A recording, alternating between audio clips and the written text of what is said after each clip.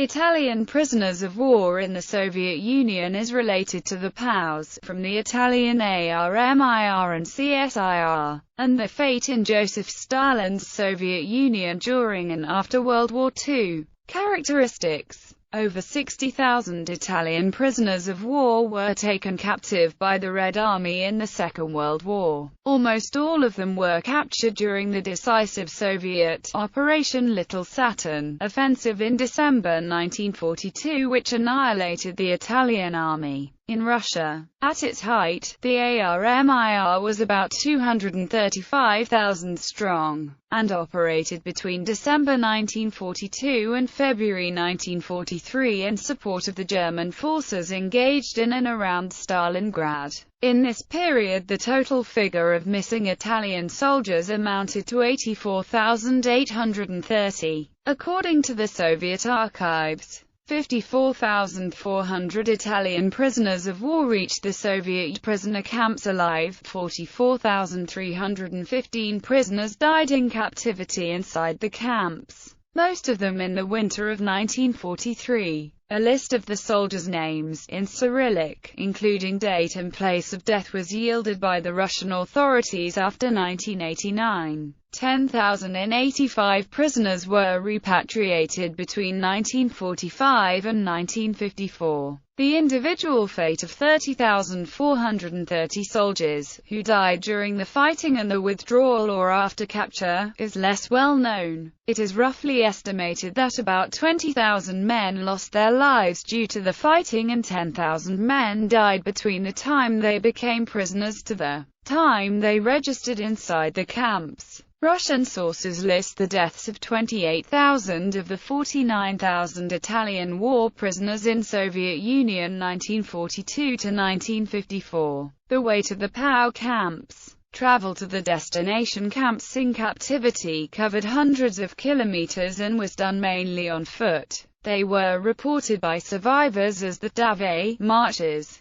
Davay is a Russian expression of urging, in this context meaning, keep moving. The prisoners were escorted by Red Army, and often, partisans without mercy for those who fell down frozen or exhausted. The transfer was completed by using goods trains, where many prisoners died as a consequence of the extremely cold temperatures and lack of food. Camps, treatment and causes of death. Suzdal 160, Tambov, Oranki, Krinovoye, Michurinsk, sited in Eastern European Russia, were the camps where most Italian POWs were detained in dismal conditions. Others were known just by their reference numbers, as Lager 58C and Lager 171. Typhus and starvation-related diseases were the major causes of mortality inside the camps. Brutality from the Soviet troops and partisans to unarmed prisoners was reported,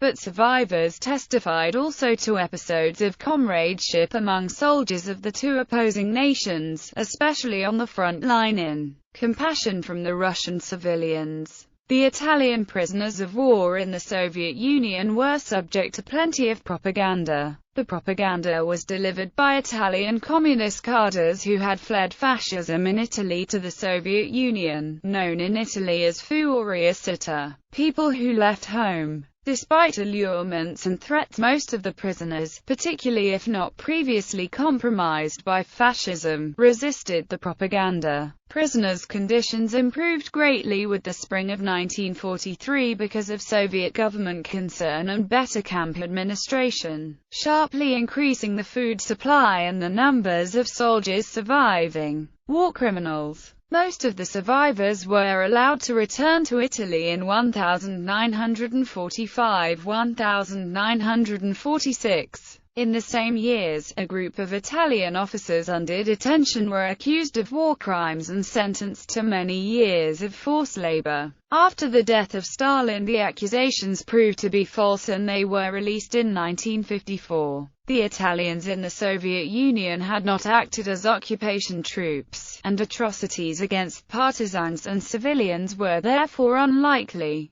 Soviets captured by the Italian Expeditionary Corps in Russia, which operated from July 1941 to June 1942, were delivered to the Germans and endured cruel treatment by the Nazis. After the establishment of the ARMIR, Soviet prisoners were kept in Italian custody in reasonable conditions. For instance, Russian POWs were fed with standard Italian army rations. Reasons for forgotten tragedy. The issue of Italian prisoners of war in the Soviet Union remained a hot political topic in post-war Italy. It was never seriously investigated because of the Soviet authorities' unwillingness to yield information about the destiny of the tens of thousands of missing soldiers. The case was used in an instrumental way by the center-right parties, which accused the Soviet Union of not returning its prisoners of war, and denied as anti-communist propaganda by the left during the first democratic elections in Italy. Unbiased information underpinning the size of the tragedy and an objective historical reconstruction came only after the fall of the Soviet Union, when most public interest in Italy had already faded away.